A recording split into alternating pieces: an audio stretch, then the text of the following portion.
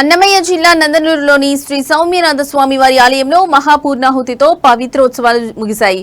ఇందులో భాగంగా ఉదయం పవిత్ర విసర్జన, కుంభప్రోక్షణ, మహానివేదన, బలిహారణ, తీర్థ ప్రసాద గోష్ఠి, సంభావన, పవిత్ర వితరణ తదితర వైదిక కార్యక్రమాలు చేపట్టారు. సాయంత్రం ఉత్సవమూర్తులు ఊరేగింపుగా వెళ్లి భక్తులకు ఆశీర్వదించనున్నారు. ఈ కార్యక్రమంలో సూపరింటెండెంట్ శ్రీ హనుమంతయ్య, టెంపుల్ ఇన్స్పెక్టర్లు శ్రీ దిలీప్, ఆలయ అర్చకులు విశేష సంఖ్యలో భక్తులు పాల్గొన్నారు.